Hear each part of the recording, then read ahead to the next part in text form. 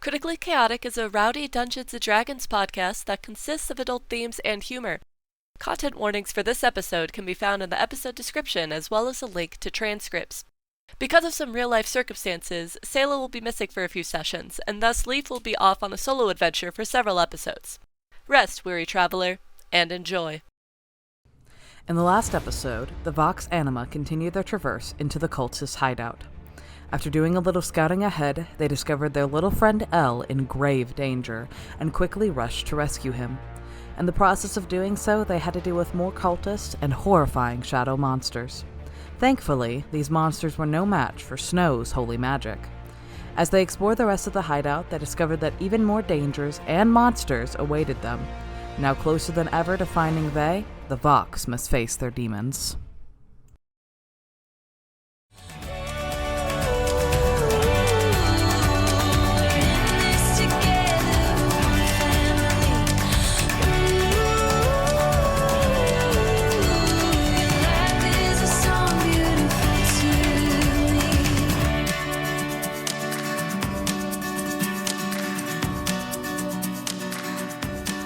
So Mogan, you burst into the room, and there are these two scary shadow creatures that look even bigger and more menacing than the other shadows from the first room. And Snow, you are up first. Okay, how much movement does it take me to get past both Jerome and Mogan? 30 will get you in one of the squares in front of Mogan. Okay, I'm gonna go here, and... well, I mean, it's worked so far. Let's continue the goddamn pattern. Let's cast Guiding Bolt, and I'll cast it on the one closer to the door. Alright, I'll accept that. 19. That hits. Alright, that is... ooh, not my best roll today. Alright, that's 9 radiant damage. Alright, same thing with the other ones. It seems to do twice as much damage. So, you cast that Guiding Bolt, and it lights up into very bright light as it gives out a shriek. Oh, wait, I'm sorry, hold on. I had to cast that second level, which means I get an additional d6. Ooh! Sorry. Oh, so add 6 to that damage. It looks like it's struggling to hold its form. Next up is Mitra. Can get up here. And I think that's all that she can do. Or she'll actually probably go here, just so that other people can just race forward through there. Next up is Mogan. Yeah, he's just gonna run forward and attack this one. Go for it. Nat 20, bud. Nice! Double damage. Not that I need double damage on this one, but let's go. That'll be an 8 and then a 9. Okay, so 17 total, and when you smash at it, it seems to kind of absorb the damage as you slash through it, but it was already struggling to hold on to its form, so when you slash through, it dissipates completely. See, they're not so bad. They're not so scary. Yeah, because I have radiant spells, thank God. Yeah! Kareus, it's your turn. Okay, the first thing I'm gonna do is just go ahead and move into the room. And then the other thing I'm gonna do is gonna go ahead and cast Bark Skin on myself. And then that's it for now. Alright, Valen's turn.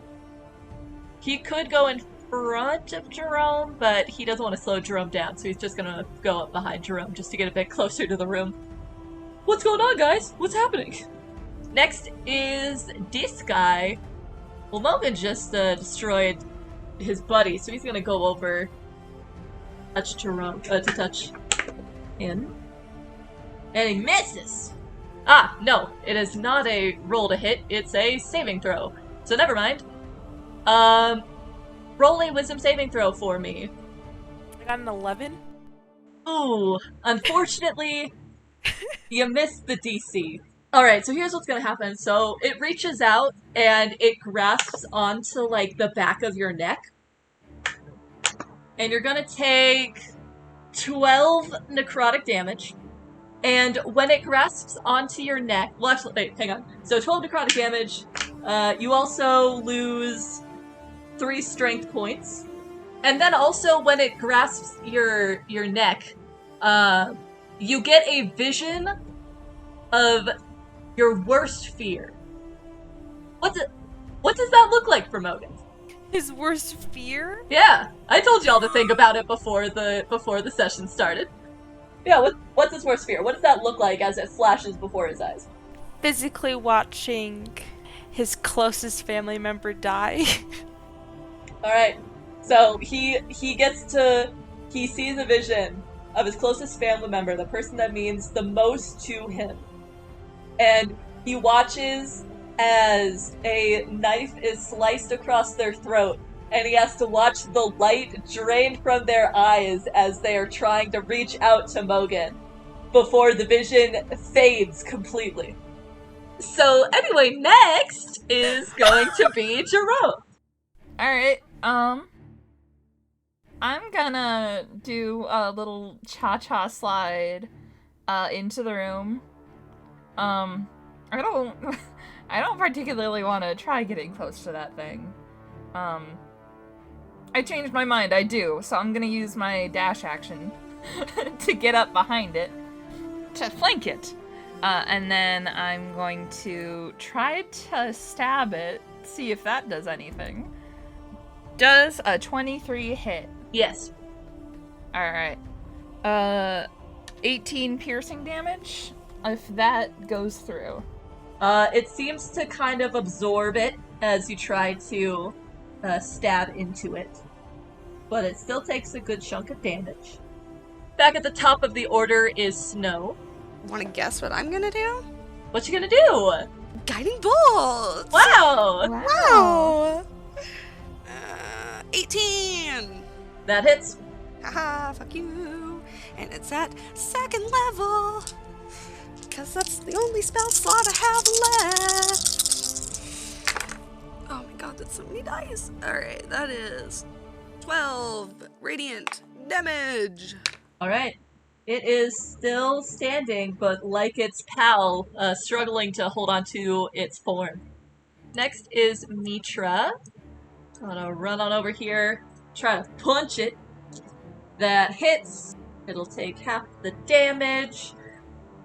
But she punches it so good that it dissipates into the air. The old one and done technique. See, look, that wasn't too scary. Only one of you saw your worst fear. Only. I imagine Mogan looks kind of freaked out right now, so I think Kareus would touch his shoulder and be like, "Are you all right?" He like slowly looks at Kareus and he goes, "No, I am not all right." Do you want to take a minute? He just sighs and goes, "Absolutely fucking not. I want Vay to be found now." Snow's gonna just put a hand on his shoulder and give him a look of understanding. Kareus just kind of nods and steps back. Before everyone heads on, Snow kind of looks around and you can tell she's a bit out of breath from all the magic she's been doing, and she kind of just levels at everybody and just goes, I don't think I can do that much damage on these guys going forward. If you guys have anything that is light or anything like that, maybe that'll help, but these are taking a lot out of me. No, yeah, you'd been the big guns for these fellas. I got fire, but that didn't seem to do anything much when Kareus did it earlier. I got a lightning sort of deal, but that's also pretty limited, and I can only do it twice. And I don't know if it would work any sort of better. I don't know. I'll do my best. I have some things I can still use, but I'm just warning you guys. Kareus just puts a hand on Snow's shoulder and says, "The good news is they did at least seem to take some form of other damage. Like Mogan killed one with his axe, so we just might take a little longer, but we can do this." She nods and heads over towards the door. Quick look around. Anything of note in this room? No, not in particular. It's one of the more plain rooms. It still has some of the illustrations on the wall. And this door does not have a mask on it. Traps. No traps. Locked. Not locked. Anything beyond it? Roll perception. 9. You don't hear anything. Alright. I want to tentatively open the door and... Can I stealthily peek in? Yep. Roll stealth. 21. Alright. You carefully open the door and just peek inside. And inside you find a Vey. Who is currently lying on a table. It's not quite an altar, but it's prepared in a similar way to how El was in the sacrificial room. And you see another one of the scary big shadow creatures standing over Vey. And Vey is moving slightly and making very quiet, almost like whimpering type sounds, as the shadow creature's clearly doing something, but there's not too much like physically happening. Does he notice us yet? No. Can I run in and get a surprise round? Absolutely. Thank you. Sacred Flame. He makes a dex saving throw. Beat 13. He fails. And that's 8 radiant damage. Alrighty. So you get it off, and it lets out a shriek as it turns to face towards you. And I'm just going to use the same turn order since you guys were like barely out of combat. So next up would be Mitra, but she's far. It's a very tiny room. It's very narrow. There's a lot of people, so she's just gonna hold back. Sorry, question. If it was a surprise round, though, wouldn't I then go again? Oh yeah, because you're at the top of the order. You are so correct. So go again. I'm gonna move forward, and I'm gonna try and trap it in the corner so it can hopefully only hit me and not anybody else, and I'm gonna do Sacred Flame again. Alright. So once again, beat dex saving throw. Fails. Okay. Another 8 radiant. Alrighty. Struggling to hold its form. Now next up is Mitra, who is still going to hold back. Mogan, it is your turn. Okay, he's gonna attack. Ha! Nat 20 again. Yes! Nice! Double damage, let's go. Hell yeah. That's gonna be a 9 plus a 6. It gets deaded. So it was already starting to hold on to its form, and Mogan just rushes forward and slashes through it, and bada bing, bada boom, it has died. And you notice that Vey's body kind of relaxes, and now that you both are in here and up close, you can also see that Vey is currently wearing a mask. It is one of the simple black ones that Jerome had found on the wall in the sacrifice room, and it is just laid upon her face. I'm gonna rip the mask off. Also, is she, like, bound to the table at all? There's very simple ropes that are, like, tight enough so that she can't, like, sit up and get off, but loose enough that she's able to kind of thrash around in her little nightmare state that she was in. Okay, I'm gonna immediately cut those and take the mask off her, but I'm not going to touch her right away. Vey, you start to gain consciousness now that your nightmare captor has been deaded. So I look up and I see myself surrounded by people. Yes, so you see Snow to your side that is currently cutting your binds, and then you probably also see Mogan looking at you, probably very anxiously and upset, and then out of the corner of your eye you also see Kareus in the corner. Jerome you probably can't see because he is behind Mogan. Can I see out the door? Maybe like a little bit. You can see like, very slightly you could see a figure of a person that you don't recognize. So Vey just sort of lays there, still staying quiet, waiting for it to be, like, completely cut free from her bindings. As soon as I finish cutting free the bindings, I put my hand on Mogan's chest and kind of push him back, and I also take a couple steps back, just to give her some room. Mogan doesn't take complete, like, kindness to that, but, like, he does step back, because he's like, okay, fine. as soon as the bindings come off, Vey suddenly sits up super quick, and like you see that like her eye, she isn't completely out of whatever she wasn't before. Like the thing is dead, and like you could tell that like the effect should have ended like it did with Mogan, but she's still stuck in whatever was going on in her mind. So she her hands move in like super quick movements, and like elvish is like rapid fire coming out of her mouth, and like a low panicked tone, and runes sort of appear around her that sort of like sit there for a second and then they disappear. And then she does another movement and she disappears from all of your guys' sight, and she appears here, which none of you see, and she immediately 5, 10, 15, 20, 25 goes here. That's the end of my turn. I don't know if you guys follow or not, but that's the end of my turn. We're not out of combat, I see. So that was your Are we out of combat? Was that a surprise round? Yeah, that was your surprise round. Do you want to roll Beautiful. initiative? Oh my god. If you guys want to catch up, or you could just be like, it's up to you. I mean, Valen, who... Well, first, so, like, you appeared in front of Mitra, and then you appeared in front of Valen after? Yeah. Okay. Or I, like, ran. Like, I appeared in front of Mitra, and then I immediately ran. Like, Vey disappeared in, like, sort of a crawling mist that sort of, like, wrapped around her, and then suddenly she was gone. Okay, well, when you appear in front of Mitra, she probably goes, "Oh! What? And then you start running, and she's just, like, at a loss for words. And then, you arrive next to Valen, and Valen's like, "Whoa, Vey, hey, hang on, hey, it's okay." Also struggling to speak as you come racing up behind him. But it's not his turn to try to do anything, so it's Snow's turn.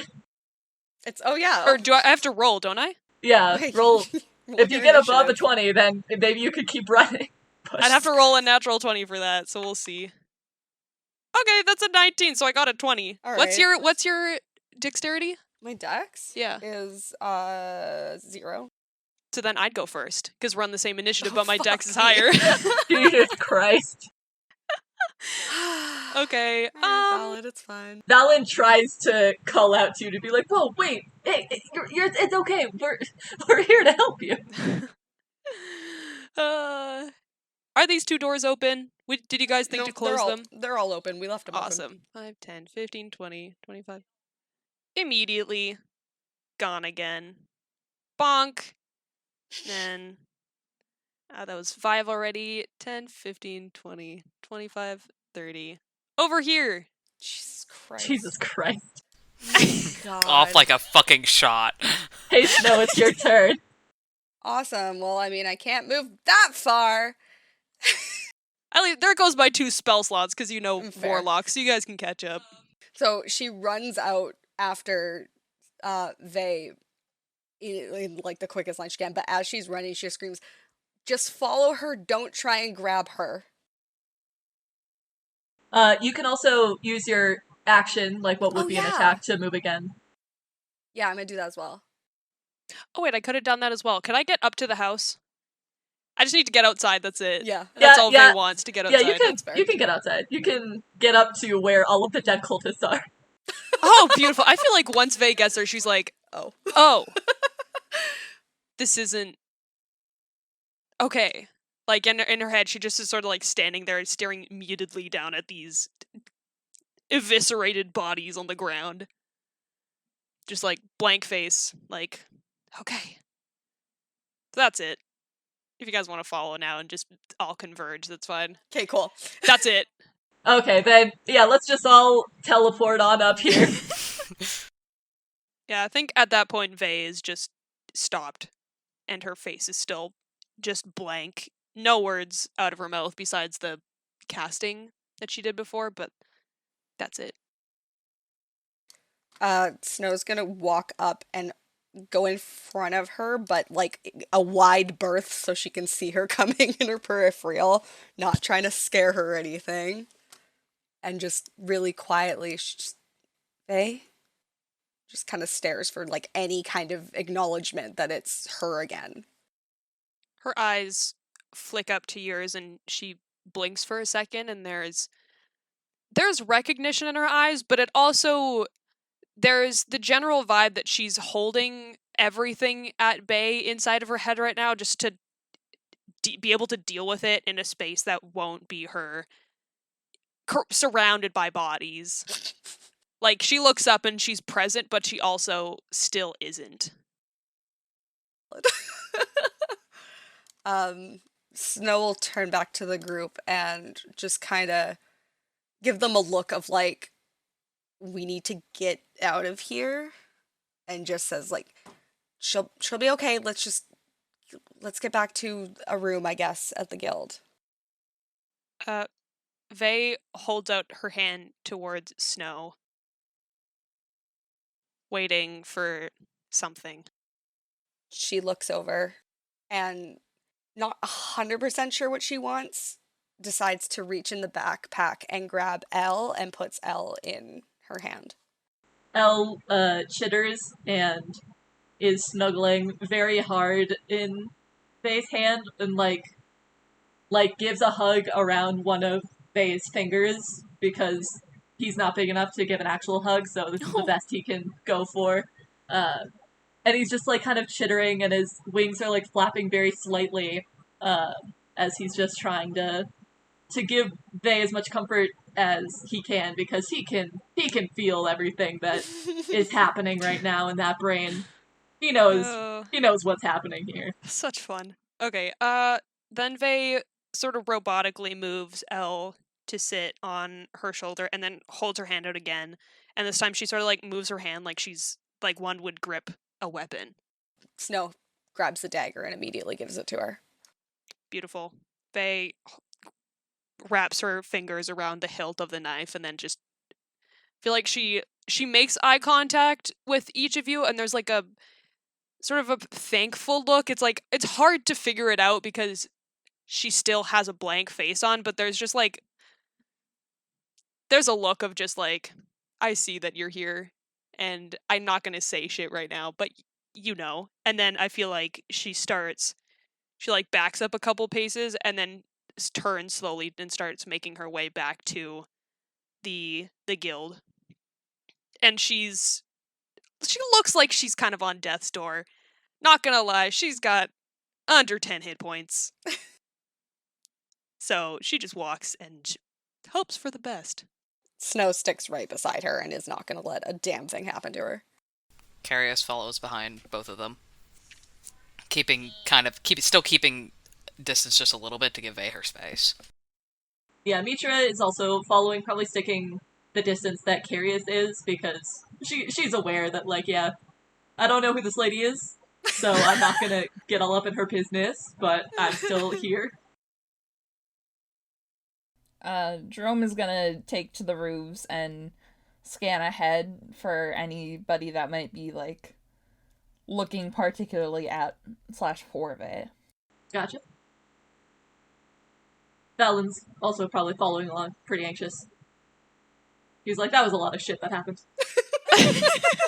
So you all are able to get back to the Mercenary Guild without any more consequence. Everything goes smoothly and is okay, relatively.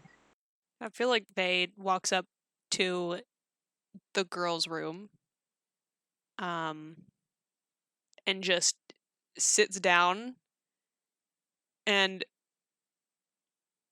I don't know if she'd be able to trance right away because she was sort of in a trance-like state, but also not when she was under that effect. So I feel like she struggles to start trancing, but eventually settles into a really shitty trance, but still is trying to get some rest in so she's not dying and out of spell slots because of her panic. And she'll just stay there, so yay. I feel like Snow would wait until Vey goes into a bit of a trance, and then would go back to the rest of the group, who I'm guessing stayed down in the, like, restaurant area, ? Yeah, or at least out in the hall. Okay, so she walks out of their room and closes it really quietly behind her and just kind of nods her head towards the boys' door in like a let's go in there and talk for a second motion. And Snow also grabs Mitra's hand and like pulls her along. Everyone heads into the boys' room. She sits on the edge of the bed and kind of like takes a second to collect herself, and you can visibly tell how relieved Snow is. Like all of the tension that has been on her body for the past, 6-ish hours or however long it's been is just like melted away, but now is replaced by like a different kind of worry, a very like familial, like fuck, I can't like just make this better kind of worry. And she looks out at everyone and takes a deep breath before looking at the floor because she can't really bear to meet anybody's eyes right now, and says, I owe all of you an apology, but specifically I owe Jerome one right now.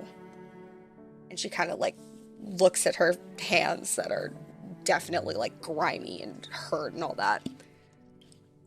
I was out of line by grabbing you and, being physical the way I was. I hope you understand that, or not that I hope you understand, but I would like to explain that it wasn't meant to be an attack against you. It was, I didn't know how to process the moment, but that doesn't make it right, and I will ensure that does not happen again. And to the rest of you, how I handled everything today, I think just made it worse, as opposed to helping any part of the situation, and that's on me. And she kind of deflates a little bit more, as you can tell she very much feels ashamed for how she's acted. Jerome tentatively approaches Snow. What's Snow's kind of positioning? I'd say she's sitting on the edge of the bed. One hand is still holding Mitra's. I assume she's next to her. And she's just kind of slumped over and looks very almost like a kid who knows they've done something wrong and is worried they're gonna get yelled at. Like, that's kind of the look she has, but there's also that side that's like almost a maternal worry over her sister. So it's like kind of a combating emotions you can feel off her. Jerome is going to walk up right in front of Snow and sit down on the ground, crisscross applesauce style, right in front of her, so he can look up and make eye contact with her. She'll make eye contact, but you can tell that she's not exactly sure how you're going to react. Jerome tentatively reaches out and pats Snow on the knee. For what it's worth, I don't think he had needed to apologize, but I accept and appreciate it anyways. High tension, high stress situations get like that sometimes, and I understand that being scared can make people do crazy stuff, and don't blame you a whit. My biggest issue was more with this is gonna sound petty now, but more with you doubting my skill or competence in being able to do things. But that doesn't matter right now. Snow looks a little confused at that and kind of like furrows her eyebrows for a second, and she goes, doubting you? You were the only one that knew the area. I'm sorry. I was trying to get the information. I didn't know what was going on. I didn't mean that as me doubting you. I mean, granted, I don't know much about your skills, but I didn't assume you'd lie about them or anything. Oh. I read the situation wrong. That's on me. My bad. Oops. Snow gives him, like, a soft little smile of, like, I get it. I mean, I literally did the same thing. Yeah, apologies for my own aggressiveness in response to the perceived and misguided slight then. I take a lot of pride in my abilities as I perceive them. So slights to them can be a little sometimes, but no, yeah, if it was not about that, then my bad, my apologies, did not mean it. Meant it at the time, do not mean it now. She gives him a bit of a, like, almost sardonic look of just like, and then says, I get it. I also don't particularly like when my skills are brought into question, and I think both of us have made the mistake of doing that before. Jerome winces a little bit and nods. For what it's worth, I've never thought you were unskilled, and I've always highly respected your skills. Just, fear can make you do some crazy stuff sometimes. She nods. Perhaps our reactions are a lot more similar than we think. Yeah, maybe so. I know all this has been kind of a roller coaster, but I'm trying to do better and be better and be more upfront as best I can. So maybe not let bygones be bygones, but give things another go. She pauses for a second and then goes, Let's talk a bit more tomorrow. I would like to get back to Vey soon. And she looks up at the rest of the group. Is there anything else anyone else wanted to say? I think Kareus would go to Snow and just, like, put a hand on her shoulder and squeeze briefly and say, I think you just need some rest. Today's been particularly long for you and Vey, and you need a lot of rest, and I think you should do that. She nods. You go take care of her. If you'd like, I could stay on the roof overnight and keep an eye out, make sure nobody comes, nobody leaves unexpectedly with Vey. Just measure safety, We could take watch shifts tonight as well. Yeah. Watch shifts might be a good idea. She turns to Mitra for a second. Are you going to go back to your place tonight, or? I wanted to ask what you wanted me to do. I was considering getting a room at a nearby inn in case you want me to stay close. Well, you could just stay in our room if you're okay with that. That's fine by me. Would your sister be okay with it? She doesn't know me. She hasn't met me. Did not consider that. Don't want her waking up and seeing the stranger in the room. I mean, if you're sleeping side by side, she could guess she's not an idiot. I think Snow. She kind of thinks for a second and goes, honestly, I think she's gonna be recovering for a bit. I don't think it'll be an issue. Just I won't leave you alone in the room with her. Mitra gives a nod, and she kind of thinks like, well, you know her better than me, so if you think it's okay, then yeah.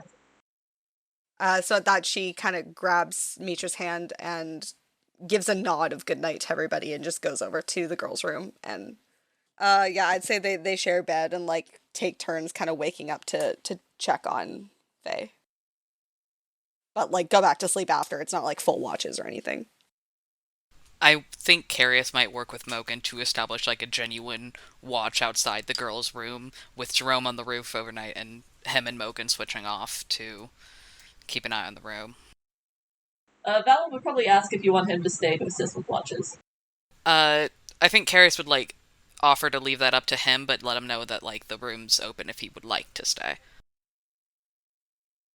I'd like to make sure that Vey is okay if she recovered enough to speak with people tomorrow, so I'd be happy to help with the watches tonight.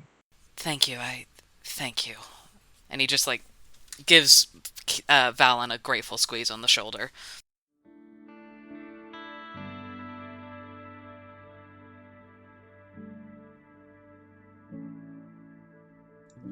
Faye is simply going to stay in her room for a day recuperating. Because I have less strength now, right? Because they were siphoning my life juice. Yes. Let me actually roll how many points of strength you have Oh, lost. God. What's your current strength so I know not to kill you? 10. Cool. And I started with 11 hit points and they brought me down to 2. I don't know how much damage they do, but... That's a fun time. Yep. They drained 5 of your strength points. I'm at a -3. You can not lift a damn thing. I'm just laying down. I'm actually writing. I'm sitting down and writing. Frantically. Okay. Not frantically, but just writing. Also, so you slept like a rock throughout the night, and well, slept quote unquote. You tranced. You tranced for longer than usual because you were extra exhausted, and when you wake up, so you've been feeling like a kind of bleariness inside you for a while. It's kind of left you feeling a little less wise for quite a while, or like Yep. maybe you can't pick out the wise option right off the bat, a disadvantage, if you will. Yep. Oh, wow. Yeah, but after you get a lot of rest in the night and you wake up, you feel like that has lifted. And so you no longer have disadvantage on everything wisdom. Cool. Okay. Congratulations. Why, thank you. My hardships paid off. And also, when Vey awakens from her trance, she finds Snow and the random person that they did not know from the night before just asleep in bed. Yeah, I think Vey just sort of like, upon waking up, like opening her eyes and seeing that, she just like squints her eyes for a second and just like, hey. And then like she thinks back to the morning before she had been kidnapped and is like, Snow comes down bleary-eyed, but also like strangely okay with a massive hangover. Oh, got it. Got it. Just nods her head a bit and like just pulls out her journal and starts writing. Just like, I got it. I got it. Good job, Snow. What's Kareus up to, Kian? What the fuck is Kareus up to? I think he's probably still just outside of Vay and Snow's room, a little reluctant to end watch, even though it's starting to become morning. Probably just sitting in the hall and sewing. Probably, Valen, I know, took the first watch, and so he probably was asleep by the time the dawn comes. And so he wakes up and he goes out into the hall and he says, oh, good morning. Nothing happened in the night, I see, so that's good. Yeah, very, very good. I think we've had enough eventful things happen for a little while. Oh, indeed. I hope that you and your team gets a bit of a long break after all of that. Me too. Thank you again for staying and helping with watch. It was very, very kind of you. Of course, yes. I didn't want you and Mogan to be too exhausted. Uh, are you doing all right after all of that yesterday? Kareus kind of considers that, and then and like he's putting away his sewing supplies as he's thinking, and he says, "Uh, I'm all right. I think. Mostly just concerned for Vay, and like you said, a bit of time would be good for everyone. I think. How are you doing? You took some rough hits back there." I'm feeling all right. I definitely don't feel quite as injured as yesterday, and I still feel a bit weak in the knees, but uh, there's not too much heavy lifting I have to do at the museum, so I'll be all right. Genuine question, real fast, Dan. Am I still at? Have I still gotten my strength fucked? So apparently, according to the proper rules in Xanathar's Guide to Everything, you have to have a full week of just relaxation to restore one ability score that's been reduced to less than its normal value. But I think what I'm going to do instead is that every day of a long rest, your ability score will go up by 1 until it's back to its normal amount. So for Vey and for Kareus, your reduced strength has increased by 1. Okay. Okay. Good to know. Yes, I'm glad you're all right. I know what you mean about feeling a bit weak. Do you want to? I want to check on the sisters before we leave. But would you like to go get breakfast, maybe? Certainly. I don't have anything to do today. It's actually my day off from the museum. I figured that Vey and I would have been speaking late into the night about everything. Um, but the day off today also works out today. Yes, the answer is yes. uh, yes, today being a day off is good. And he sort of awkwardly nods and then and says, "I can meet you downstairs in the lobby." Yes, certainly. Give my regards to Vey when you speak with her. I'll speak with her another time, but I figured that she should just be with close friends for a little while. Kareus nods and gives Valen a smile and then turns to the door and like gently knocks on it. He doesn't want to wake the anyone if they're still resting. It's dawn, and it's usually the time that you all wake up for adventures, so I'd say that Snow and Mitra are also awake by the time that you knock on the door. Hearing the knock, I'm just gonna kind of call out softly so not to disturb Bay, who's busy working. Come in. Kareus opens the door gently and kind of steps just inside, not like actually entering, but just enough to, you know, see everyone, and says, "Hey, I wanted to check on you all before getting breakfast and see if everyone was okay. I'm going to go downstairs. I can bring up breakfast for everyone, so you can all still rest." You look over at Vey and she actually looks weirdly better than you thought that she'd be. Like it was hard to notice before since you didn't like know her that well beforehand, but there was a sort of far awayness in her eyes that came with that disadvantage on wisdom checks, but it sort of like cleared from her general vibe. It's a little bit more like present and in the moment, even though she just went through something that you'd assume is horrible. She doesn't seem as bad as you would assume that she would be after all of that. And she sort of like strains her shoulders from where she was writing and looks up and just says, Actually, I think I'll head down myself to get some breakfast. I'm feeling actually pretty okay for despite everything that happened. I can walk, right, Xan? Yeah. Okay, cool. A -2 doesn't make me incapable of walking. Yeah, no, I think because like -5 is like the lowest it goes, right before you hit 0. Yeah. Yeah, I think that if it was closer to like if it was -3, you probably would have had trouble walking. But you know, you rested up. You're weak in the knees, but Nice. you're not gonna fall over. Okay. Yeah. They will stand up and head down for breakfast, but she doesn't seem like she really wants to talk this morning, since she's kind of buried in what she's writing um in her book. But other than that, she seems all right. Before they leave, Kareus will look to Snow and Mitra to see if they also want to join us or stay upstairs. Snow gives him a soft smile and says, thank you for coming to ask, but yeah, I think we're all good to head down. Okay. And then Kareus goes downstairs with the others.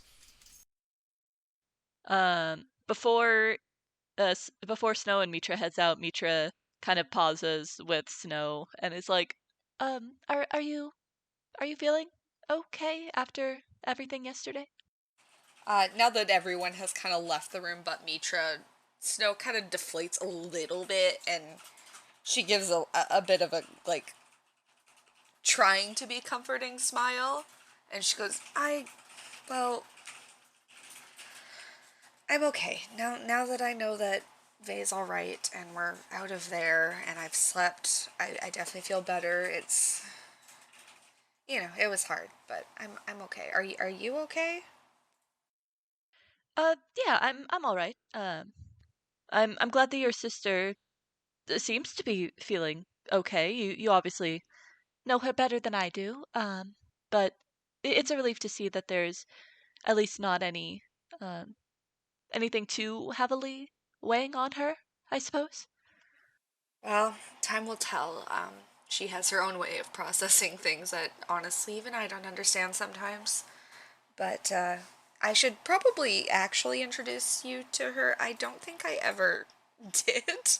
Um, let's go downstairs and I'll remedy that one. And Snow kind of like smiles and laughs a little bit, as kind of realizing like, ah shit, we slept in the same bed and I didn't even tell Vay your name. Awkward. And then, lady, what is Jerome up to this morning? Jerome's been keeping watch all night, so he's kind of tired, and just he is still like keeping an eye out from on top of the roof. He hasn't slept. Honestly, he's just making sure that nobody leaves or enters without him knowing, and just kind of keeping an eye out for stuff. He asks Alice, or he asked Alice at the beginning of the night if she wanted to learn like about keeping watch and keeping an eye out. And if she did, then he was going to teach her about that sort of thing. Yeah, Alice would have been down for it. She would have understood that Jerome needed something to focus on. So yeah, that's what he's been up to. He's probably not gonna head down, unless he sees somebody come outside, or explicitly motion for him to come down, because he figures somebody needs to be keeping watch.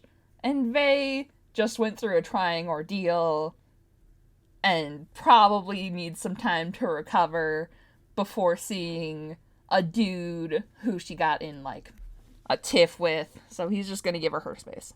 Okay.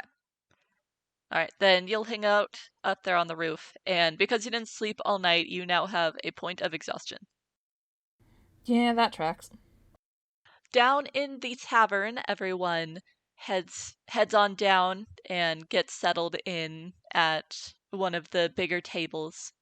And probably Valid says that he'll go up and order some food for everyone so you all can get settled at a table.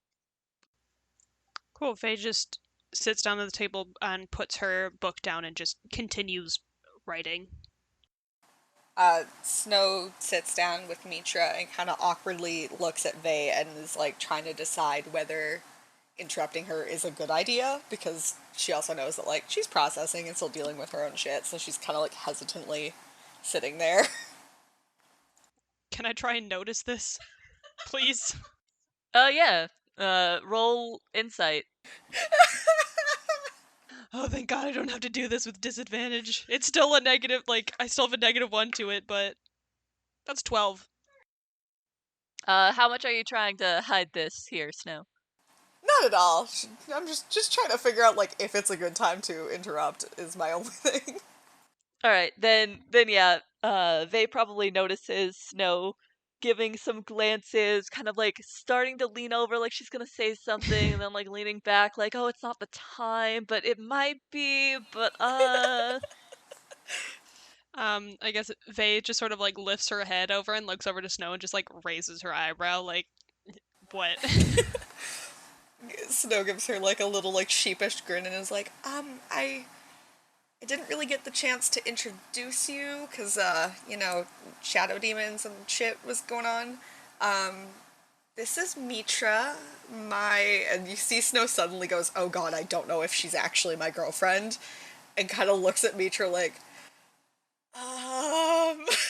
to save Snow from the awkwardness, Vay just sort of like cuts in before, like, as soon as she's like, this is Mitra, as soon as there's like the ...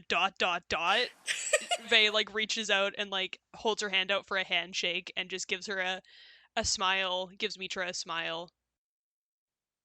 Mitra accepts your handshake, giving a solid shake of the hand. And she says, "It's nice to meet you, Vay." And you as well. I can assume the relationship between the two of you. You don't need to put a label on it right now. It seems as if it happened about 2 nights ago or last night. So no need to clarify. I have all the information I need. Some of Very that full information smile. is that you fucked, which is not true, but I don't know that. Yup. It's fine. Snow gives Vay a very, like, grateful, like, thank you for not making me suffer that moment smile. And just kind of, like, sits back and, like, relaxes a little bit. And Vay will go back to her writing and wait for the food to arrive. Kareus, I imagine Kareus is sitting across from the three of you, so he's just like watching this whole thing happen, just like, okay, I don't know what to do. You all get to sit there in some nice awkward silence for a couple of minutes before Valen returns with some plates of food, setting it down, and he says, I wasn't sure what all of you necessarily liked, so I got a few different things so you all can take whatever looks appealing to you. But he specifically puts a vegetarian plate in front of Kareus because he knows that Kareus does not eat meat. Kareus gives him just like a very grateful smile and says, thank you, Valen. It's very appreciated. Is Jerome still on the roof? Should I bring some food up to him, or? Kareus kind of like looks around and realizes Jerome has not come down yet, and he frowns and says, I'll go check on him. I'm not sure why he hasn't come down yet. He's normally around by this time. And he gets up and like squeezes Valen's shoulder before he leaves, but starts to head out so he can go up to the roof to check on Jerome. Jerome, you watch a Kareus clamber up onto the roof, struggling to grip onto the roof shingles before he finally is able to pull himself up there. I'm gonna head over to him, and if I get over to him in time, I'm gonna help him get up the last little bit, and make sure that he's steady on the roof. Thank you. Hello. Kareus kind of smiles and says, are you alright? You normally come down by now, and I wanted to make sure you were okay. No, yeah, I'm fine. I'm just, yawns, and just scratches at the back of his neck. They went through some shit yesterday, and, well, I figured it'd be good to give us some space and not have to see the face of a guy that she just had a fight with. It seemed like the tactful thing to do. I ain't normally one for tact, but I can be nice on occasion, I like to think. So, yeah, I'm just gonna not appear in front of her as best I can. Xaan, or lady, could I tell if Jerome looks exhausted? He's not exactly hiding it. Alright. He just looks very tired. Kareus, like, looks Jerome up and down and takes in the fact that he looks tired as hell, and he says, did you sleep at all last night? No. Somebody had to keep watch on the outside of the building, so, being here, being present, being Mr. Rooftop Climber, I took that upon myself.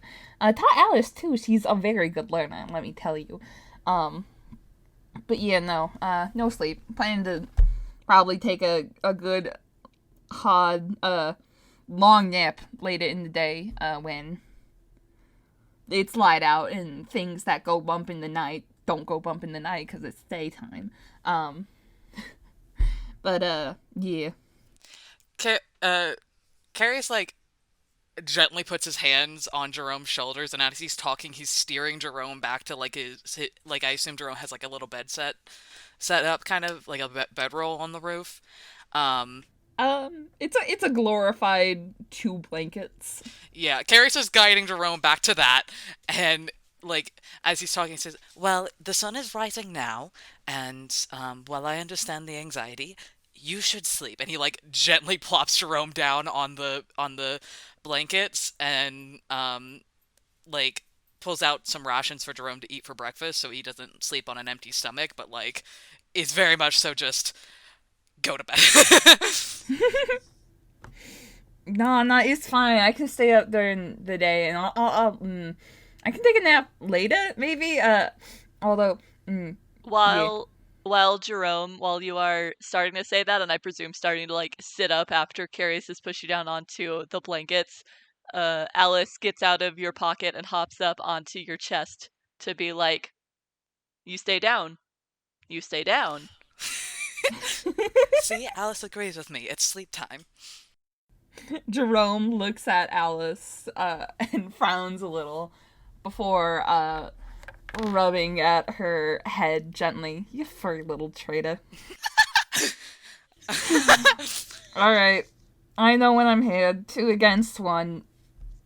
I'll take a nap. At least a nap. Do you want me to? I can bring my breakfast up here and keep watch while you rest. Would that help? Nah, you don't gotta bother. It's not a bother. It's fine. I'm just paranoia, you know? I feel like you understand the paranoia thing. I do, and that's why I want you to answer. Would that help you feel safer and help you sleep easier? I mean, I don't see why that matters. Because I care about your health. Oh.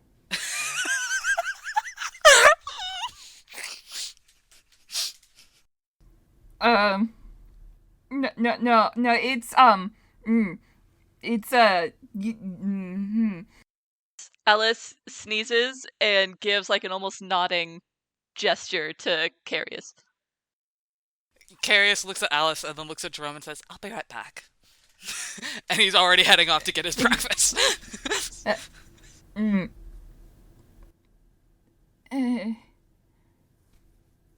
Ugh. Alice licks Jerome's cheek. No, yeah, that's an interesting one, huh? Well, this is gonna be a new one, so, we'll figure this out, I guess? Oy. Jerome is just very, very frazzled right now.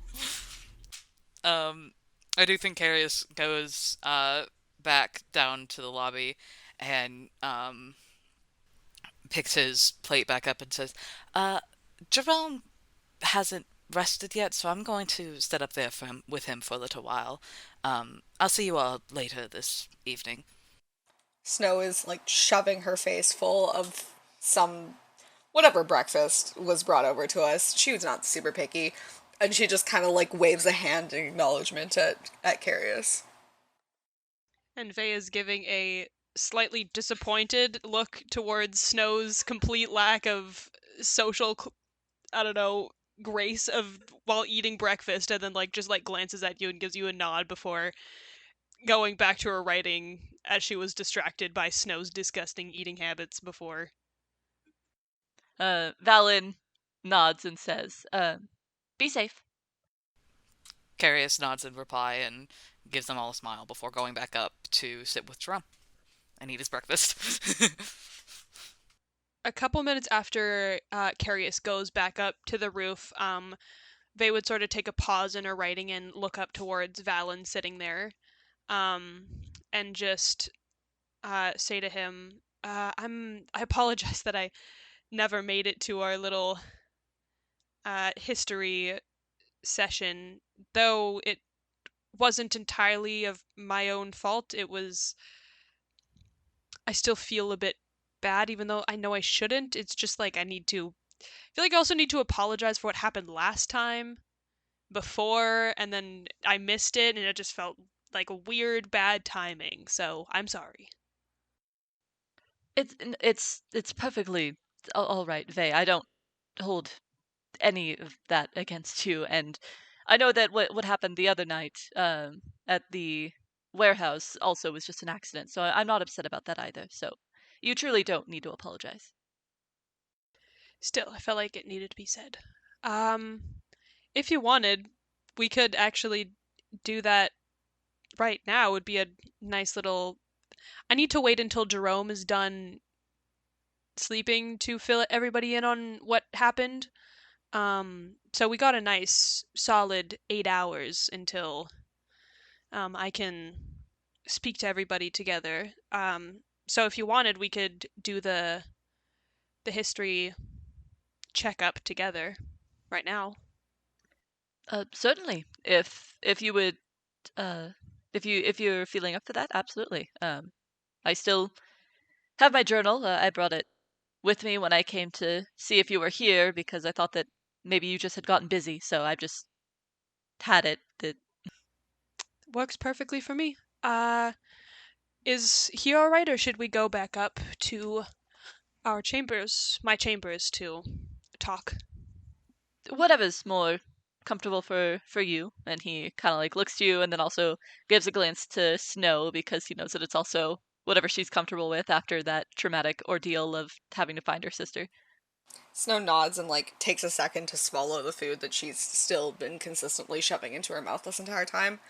And once she has a moment to breathe, she kind of goes, "Oh, that's totally fine. If I had some ideas for what I wanted to do today.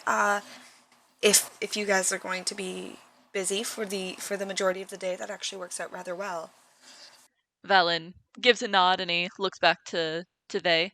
Probably then in your bedroom would be just more comfortable. We would have a place to sit, quieter than the tavern. I'm sure other patrons will be waking up here soon, so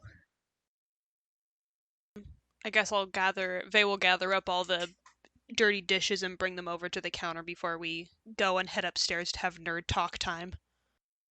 nerd talk time. Yeah. Come to you live from. Snow definitely looks a little upset because Vey 100% took her plate before she was done with it. She's Yep. just like, Yep. damn it! I feel like from like at the bar, she just like throws a piece of bacon at Snow's head. Mitra definitely kept grabbed two pieces of toast from her plate when Vey was gathering it up, so she also hands a piece of toast over to Snow. Snow gives her a bit of a grin and takes it happily.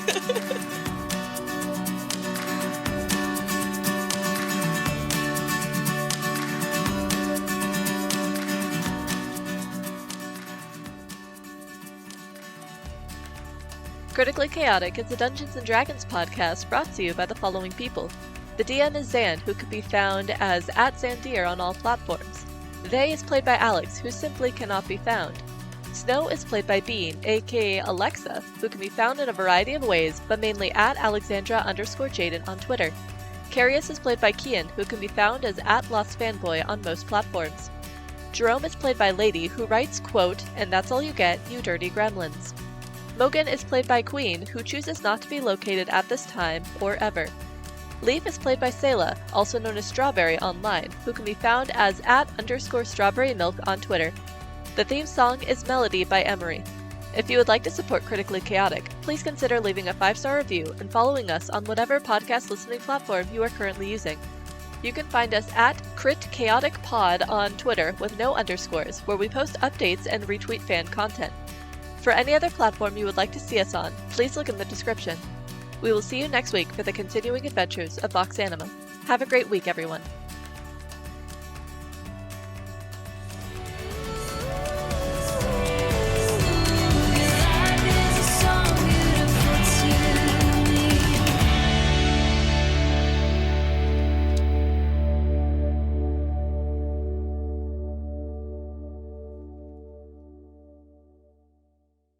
I'd assume we'd all kind of be at the back, though. Except Yeah. I'd be in the front of it. I feel like she'd run to the middle. God, there's still all the Mogans here. That's so Can't run weird. from That's Mogan. like 10 times funnier that there's so many Mogans. I know. Oh my god.